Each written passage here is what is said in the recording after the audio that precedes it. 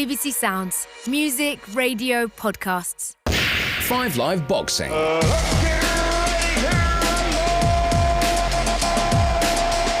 Welcome to the 5 Live Boxing Podcast with me, Steve Bunce. We're in Las Vegas again. Big fight. It's been a long time since we were here. February 2020 for Deontay Wilder against Tyson Fury. Well, we're back for Deontay Wilder against Tyson Fury 3 at the T-Mobile. No British fans, just a handful of press. And I've got to tell you, to make you feel jealous, it is boiling. Just under 100. It is Las Vegas. But I've got to tell you, it's a strange Las Vegas. It's a Las Vegas that needs a lift. Loads of the regular places that I've been coming to for too long, 25 years. That's where I go for a coffee. That's where I go for this. Some of them are closed down, or some of them are only open or opening shorter hours. And the streets themselves, they're odd, they're weird, there are fewer people here. The casinos are busy, sure. And from the surfaces, if you're watching from 50 feet, it looks the same. But it's not the same. And what it is, it's odd, it's kind of desperate.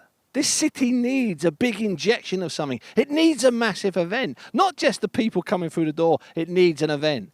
And in some ways, this Saturday's fight, a World Heavyweight Championship fight, could be that event. I'm not saying the city looks sad, but it needs a boost. It needs a bit of Vegas in Vegas. And no one provides Vegas in Vegas like Tyson Fury.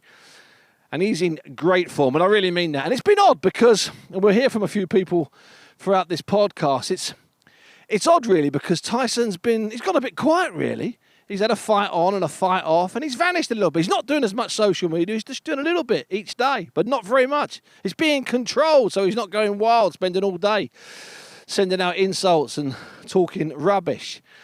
And I was a little bit concerned. I wanted to see him up close, and familiar and regular listeners will know that I like to do that. I like to see us fighters' eyes in fight week. I like to sit with them. I like to chat with them. I like to see them on the day of a fight.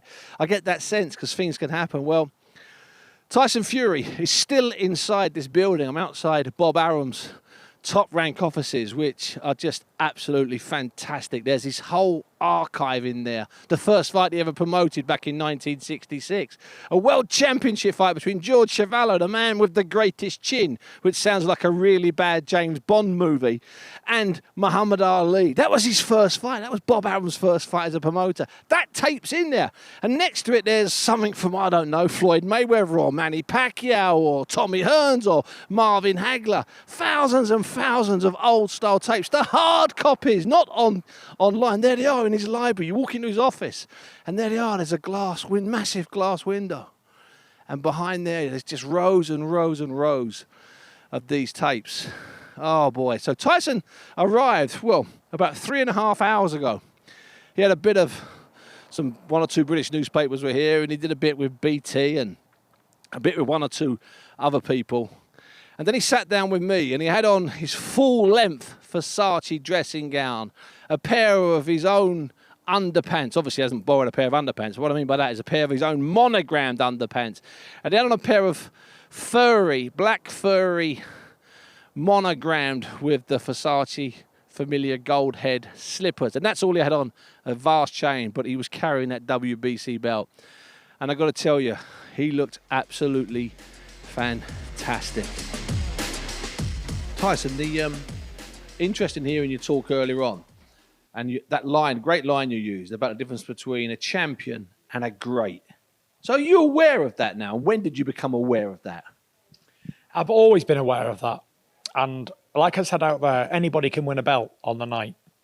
But the difference in being a champion and a great is totally different. Totally different things. And I'm now a great, not just a champion. Because even if I never had any belts at all, I'd still be the biggest fight out there for all of them. But the belts mean something to you, don't they? Yeah, listen, I'm a very proud owner of that WBC green and gold belt there. That was the one that evaded me for most of my career, right until the end of it. Like, I finally got hold of the precious WBC belt to finish the collection. And they've been very good to me, the WBC. Very honourable people, very, very straight and very nice people that I like. And I get on with really well, and they've treated me really well as their champion. More so than any of the other organisations did. Let's just say that. Well, why not? Let's not say that. Let's go a bit more into detail. I mean, I made a joke recently in a column I wrote saying that you lost one of your belts before your poached eggs had arrived the following morning after Klitschko. That's not far from the truth. Yeah, it was. Like I said out there, they wasn't expecting me to beat Klitschko, so they chucked their belt on the line, thinking Klitschko's just going to have another routine defence, and then he could defend it against Pulev within however many months, 2 months or whatever. And that wasn't the case. And when it come to it, they all did what they had to do. You know, some of them belts never sent me the belt, actually, for months later. Crazy. You mentioned there the fact that you feel you've crossed that line, so you go from being just a champion to great. Does that mean that you've got to have 2 more big fights, 3 more big fights, or no more big fights? What's in Tyson Fury's head? Listen, I could walk away today and never look at boxing again. And I've done what I've done, and it can never be taken away. And people would always remember the enigmatic Tyson Fury. The crazy man who fought everybody and wasn't bothered about nobody. Even the biggest punchers in our generation didn't faze him. Went across the pond, went and fought Klitschko in Germany.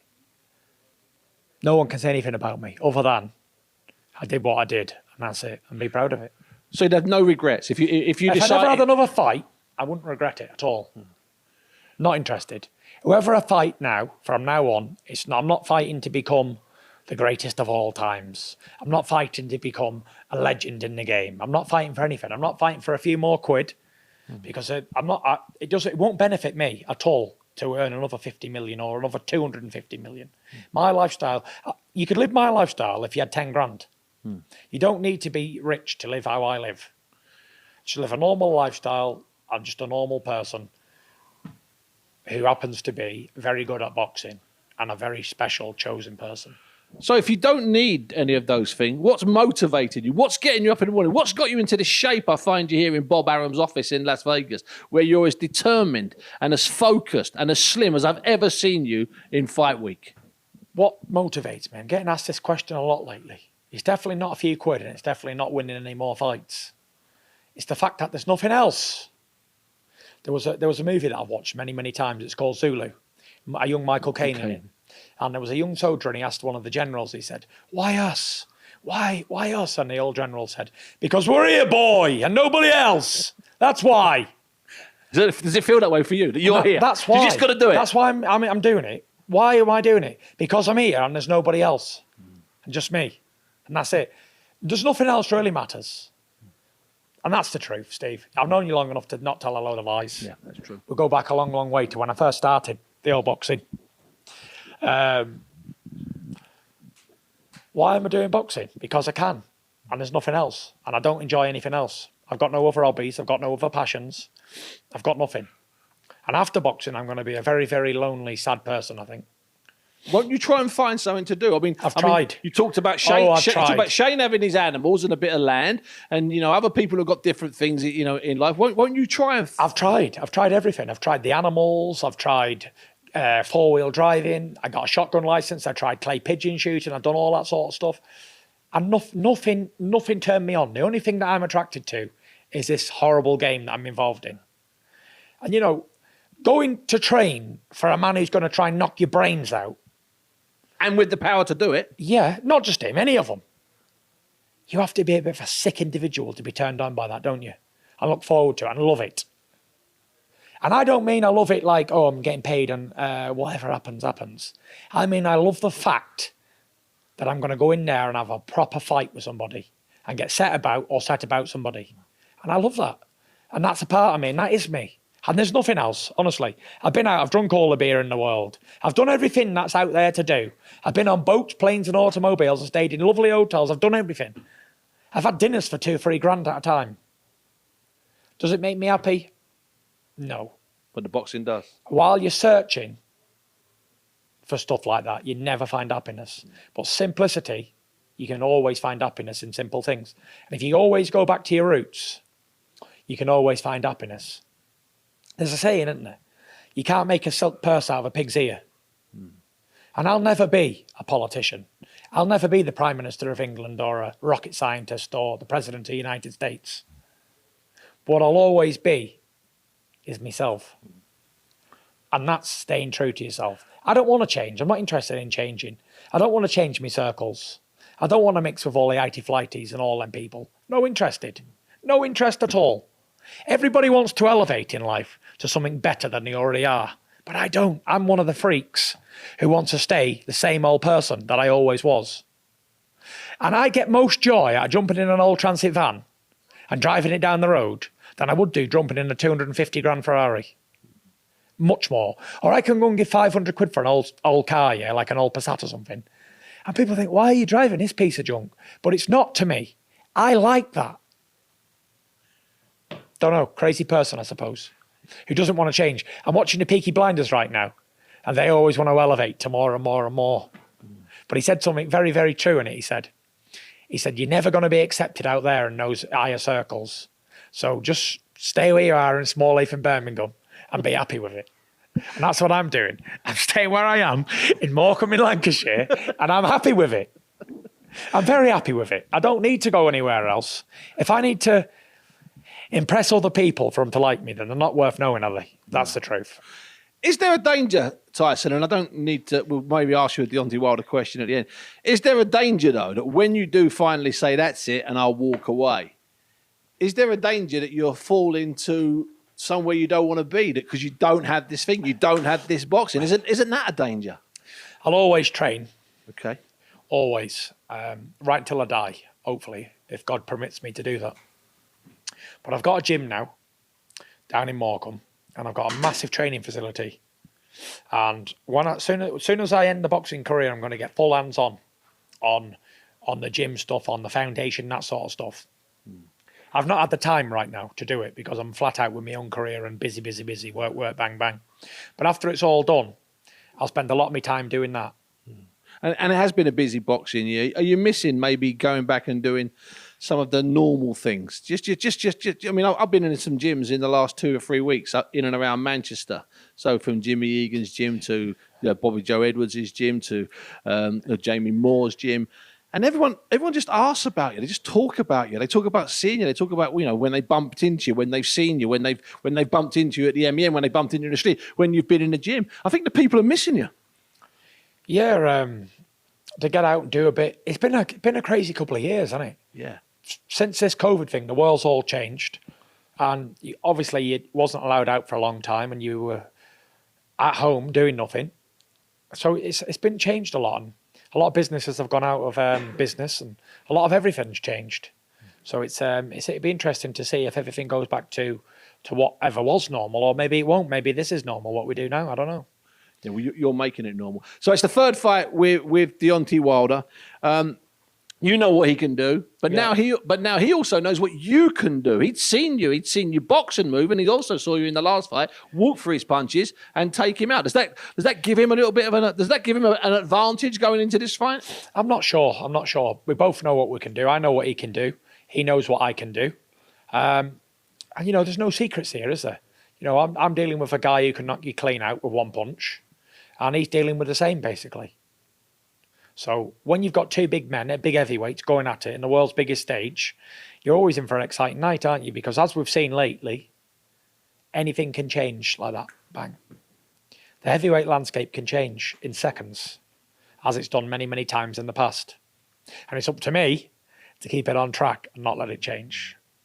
Now, there's been a lot of talk about, and I'm coming to the end, so people need to stop panicking.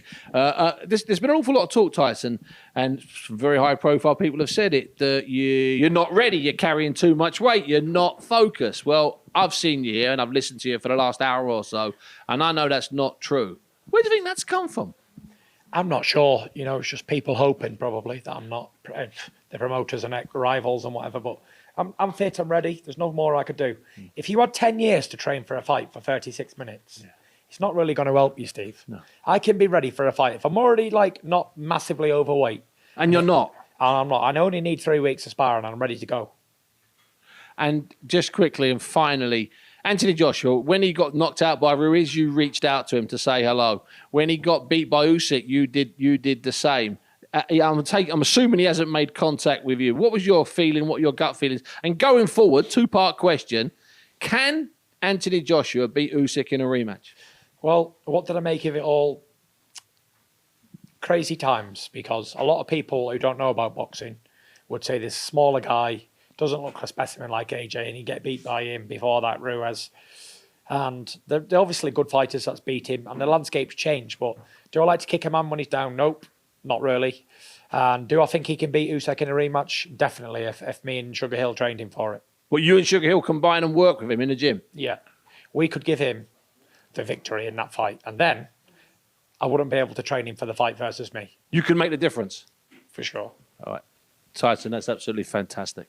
All the best, guys. Thank you very much. Tyson Fury, as I warned you, in very, very good shape. In a very good place. Looks fantastic. He might be quite light. He looks lean. He looks focused. In fact, I was a little bit nervous because he looked maybe a bit too focused.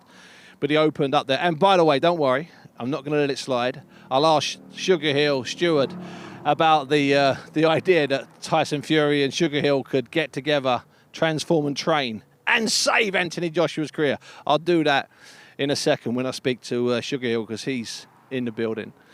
But it's that idea of legacy, the idea of motivation, the idea of where he goes from here. That's Tyson Fury at his very best, telling you what's coming up, telling you what he needs. He needs the threat of a Wilder fight, and he fears his life after boxing. That's what I heard there. That's what I heard from him there, that he's concerned about life after boxing, that it's not easy for him to have a hobby. He's tried all the hobbies, as he said.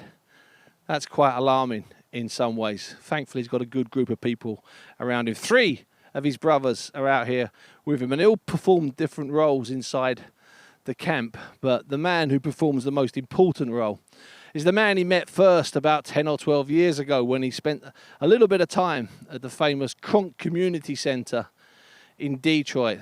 And the otherwise shortened version of that is the Kronk, a gym that was set up in the late 60s by a man called Manny Stewart, who was an amateur boxer and a full-time electrician. And he, of course, Manny went on to become one of the greatest coaches in history. And it was inside the Kronk that he developed his fighters, but he also developed a style, and he also developed an attitude. And one of the men he trained, who's also his nephew, is a guy called Sugar Hill Stewart. You heard Tyson talking about him there. And I grabbed hold of Sugar Hill as well, and I reminded him of what happened the last time we'd spoken to him, which was in the minutes after Tyson Fury had arrived back victorious in his dressing room last February inside the MGM, arrived back in that dressing room with the belt, with the title, and with the victory. Fury was in great form, and there's a great picture I've got. It's a great picture. I was showing young Jack earlier. It's a great picture I've got of Mike Costello, formerly of the BBC, now of the world. Global Costello, sometimes we call him, interviewing Tyson Fury, and Tyson Fury standing to attention in another pair of monogrammed underpants, and Costello's just doing a straight interview with him. But we also grabbed hold of Andy Lee and Sugar Hill, and we asked them a little bit, talk about the fight, and he was very, very buoyant that night. In fact, when I asked him, he said, "Yep, we did it. That was the Kronk style," and then he swore. You can say it's simple as that, but it's really complicated, and I couldn't go into that right now. It would take years of me talking and explaining and demonstrating for you to understand it and for everyone else to understand it. But it is it's an attitude, you know. It's different. And I've heard some other fighters saying that they were going to fight like that style. Clearly, it wasn't. So clearly I wasn't around. So I don't know how you would do that if I'm not around to teach it in a sense, you know. So now I spent some time with Tyson's father, Gypsy John, and he said that for the first fight that Tyson had some time with you and Andy and some more time to revisit the stuff that you teach, but he didn't have that long. But since then he's had an awful long time, because you prepared for a fight last year and you prepared for 2 fights this year. So might we see a little bit more of that, of what it is that you can teach? Just a little bit? Yeah, so might we see, let me rephrase it, Sugar. Might we see a lot more? Yeah, I'm expecting a lot more. Tyson's expecting a lot more. We worked on a lot more, sharpened a lot of things up, and just waiting for that night, as we waited many nights in the past of things that didn't go through. But we are here now, and we're excited about it. As excited as we can be. There's, you know, when you train and you learn things, you know, it's like a kid, and the kid learns how to do a flip, and they want the parents to see it. You know, the family, they want to show off that flip to everybody they can. So this is like this is like one of those moments. You've been working so hard at something and you want to show it off. That's how Tyson feels. That's how I feel from the work that we've been doing together. When you talk about, you can't, it's not something that we could just instantly put in a bracket. You couldn't explain it in 2 seconds. But if you had to try and put it into a small sentence, what would be the Kronk way? If you could, just for some listeners who are maybe not familiar with the teachings and the way. It would be kind of hard because you just have to look into my eyes, and the listeners can't see into my eyes right now. I'll paint that picture. I'll paint that picture. You've got your mask on. We're in Bob Arum's office. Tyson's floating around, all sorts of people, all sorts of boxing royalty are floating around. Would it be just that your confidence? You use the word attitude, but it's not just attitude, is it? You've got to have ability as well. It's a lot more. It's a lot more, like I said, than can just be explained just all in once in just one setting here with the time that we're given. So it's a very complex combination of everything. So with this, the third fight, I put it to you that the element of surprise has maybe been reduced, if not gone, because nobody in the Wilder camp believed that Tyson would do in the second fight what he did. They wouldn't accept it. They looked shocked. Wilder looked shocked. Mark Breeden looked shocked. Jay Diaz looked shocked. Shelley Finkel looked shocked. I mean, really shocked. Like, wow. So that's gone. The element of surprise has gone. Does that change your approach to this, the third fight? No, it doesn't change my approach to this fight. It's because the things that we've done in that second fight, that Tyson has done in the second fight, those things have been improved upon greatly. And that's a part of the way I train is to make that person be the best that they can be. Their abilities make them the best. And Tyson Fury has incredible ability, around the board in every category. So it's just to improve on those skills, his abilities, improve them. Just keep constantly improving, because there's always room for improvement in life and in anything. And if you have your mind to be open like that, then it's a lot easier and you get a lot more success out of life when you think and you know that. Let me ask you this, and finally, and thanks for your time, Sugar. I really appreciate that. It's basically been a year of getting ready, not full on training, but you were getting ready for a fight in December. You were in the UK for whatever 5 or 6 weeks. Has there been anything in that period that's concerned you about Tyson? Did you feel like, he needs a fight soon, or we might lose him? I need to get him in the ring soon, or he's going to end up going off. Were you concerned? Because we're big boys. You used to be a police officer, remember? So you understand, and you're looking for signs. Has there been anything slightly disturbing that made you think, I need to keep him straight, I need to keep him in the gym, I need to keep him focused? To answer that question, I would have to say yes, definitely. Very disturbing. The talent that he has, and how good he is, and how good he can how more better he can become. So I have to slow him down. I can't teach him too many things at once. And I know you're looking at me like I'm full of it, but no, this is the truth. So I have to be careful in teaching him, not to teach him too much, because there's a period where you have to be able to take it in and use it. And if you teach too much, then it's a bit overbearing, and then you can't get the best results. So because he learns so fast, it can be easy to keep continually teaching him more and more and more when it's not really the right thing to do. Let me ask you this, it's the final question. If you were not training Tyson Fury and somebody else had masterminded the victory over Wilder in the second fight, and then you got a strange phone call, say 6 weeks ago, asking you to work with Wilder, if you hadn't worked with Fury, could you have worked with Wilder and helped him get revenge? I believe I could work with anybody. You could turn it around. I definitely believe that. I mean, that's my confidence. That's what I believe in. So yeah. Could you help Anthony Joshua beat Alexander Usyk? Bring everybody to me all at once. We put them in a classroom. Sugar Hill, brilliant, man. Thank you. Sugar Hill there being as enigmatic as Manny Stewart could be all those years ago. Just to let you know that someone's just pulled into the car park in a massive Rolls Royce, one of those enormous ones that stand about 6 foot tall. Car people will know what it is. And And as he passed me, he just let the window down slowly and some music came out. And when he looked at me and he realised that I wasn't a player in Las Vegas, he just did his window up and he's continued down the strip. Hey-ho, as they say in the trade. So Sugar Hill, in good form, confident and relaxed, and clearly believing, as I do, that the more time he spends with Tyson Fury, the better Tyson Fury, in theory, can become. That's something that Tyson's father, Gypsy John, is adamant is the case, you know. More time he spends, the better he will be. Now, we're in Bob Arum's glorious office, and the way it works with Bob, who's 90 later this year, if I'm not mistaken, is that you get to speak to Bob. He's there, he's busy, but Bob just wanders out. Maybe you go into his office and you're sitting down, you're surrounded by incredible things, pictures of him and Ali and pictures of him and other great fighters, in fact, the greatest fighters from the last 30 or 40 or 50 years on his wall. But Bob wandered over, came over, had a chat.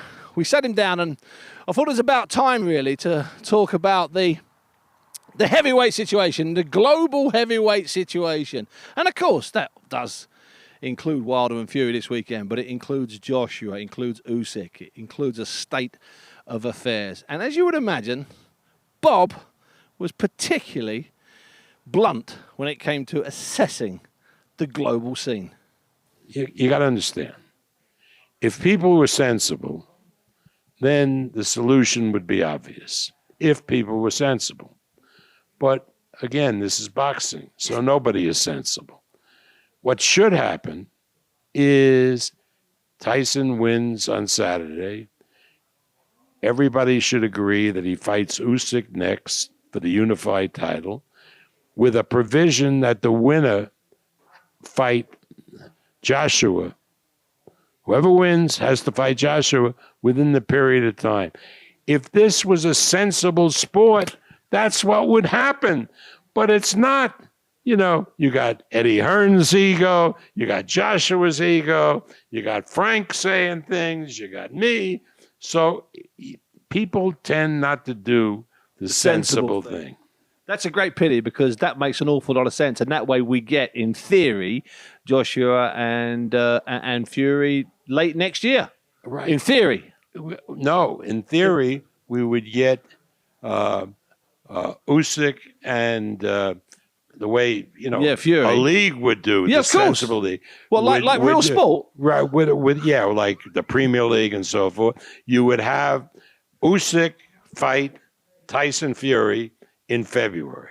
Yeah. And then in you're right, the fall, in September, the winner fights, and none of this crap with two fights with you lose, you got to give my guy a rematch. I mean, that's terrible. There's something unseemly about it. So that will be the way. Now, assuming Fury beats Wilder on Saturday here in Las Vegas, are you confident that Fury, of all of his height and reach and boxing skills, would have too much for Alexander Usyk, as good as Usyk was on the night against Joshua? I think the only heavyweight that I would be confident of beating Usyk, who is a tremendously skilled boxer, is Tyson Fury, because Tyson Fury is also a tremendously skilled boxer. And the other Ukrainian that he fought, Vladimir Klitschko, he handled very easily. And Bob, I don't want to get really worked up about this because I know it's a point. I know it's a point of issue with your emotion. Bob, why haven't we got 30,000 Brits here? Why aren't there 30,000 Brits in town? And they would be in town. You've seen them. Well, that's what I had a meeting with my 2 U.S. senators and a congresswoman. And I said, this is crazy. This travel ban, which was instituted by Trump, why has Biden let it stay? I mean, well, and they said, we're working on Biden to lift the travel ban. So he lifted it after the fight, right after the fight. Hey, Joe, I contributed a lot to your campaign. What are you doing to me? I like you, Joe. Help me out. Give me a helping hand here, please. Do something. Because as good an event as it will be, and I know it will be a good event because it's going to be spectacular, it's going to be fantastic, the entrances and the excitement, and as you say, the punching power of Wilder and Fury being in such a focused mood. Can you imagine if we had 18,000 Brits trying to get tickets? Well, all I would need is 3,000 Brits there, because one thing Brit fans do is they bring music. They have great songs and they sing the songs during the fight, and it really makes it a great event. When Ricky Hatton fought here, when Tyson fought Fury the last fight, British fans bring a different element to the fight. And finally, Bob, and thanks so much for your time here. And your offices are great. I marvel at your offices, I really do. One day, perhaps we'll go down to the tape library downstairs and we'll just wander through the tapes. How many tapes are there down there? Do you know? How many fights have you got in your fight library downstairs? I don't know how many fights, but probably 15,000 events. Wow. Over the years. And 5 or 6, 7, 8 fights per bill. Yeah. That's good. Yeah. So final question, Bob. And I take on board what you're saying about the Brits travelling, but could we see Tyson Fury in the UK at some point next year? A UK fight? What I say to everybody, I think my promotional company is a very, very good one. But one thing that I'm really careful about is I can lay out everything to the fighter, but it's his decision. So where Tyson Fury's next fight will be determined by Tyson Fury, period. Bob Arum there brilliantly managed to dance lightly over the landscape. And, of course, the thing is that he was right at the centre of it. He's one of the main players. In fact, you would argue he's the main player. Hey-ho, what a business the boxing business is. Sensible, he said. That was a great line or two. What a day, eh? Whoa, young Jack. Oh, we're out in the sun. We're out in the sun. I've just seen young Jack turn on his microphone. So, are you, hold on, Jack. Are you telling me that the cab's here, or are you telling me to shut up, or are you asking me where we're going for supper? I'm subbing myself in for the first time since the desert. I thought, as much as we enjoy the Bunce monologues, I'm just going to give you a bit of a breather. When Costello for a strop, and I went off looking for wolves, even though there are no wolves in Saudi, and our man had run the engine down, and we had spent 4 hours in the pitch black. Yeah, you had to come in then, because you know why you had to come in then? There was no one else there, Jack. What's your reason now? So I just want to fire a few questions at you, just on the sort of fight week in general, of just things that I've spotted since coming in.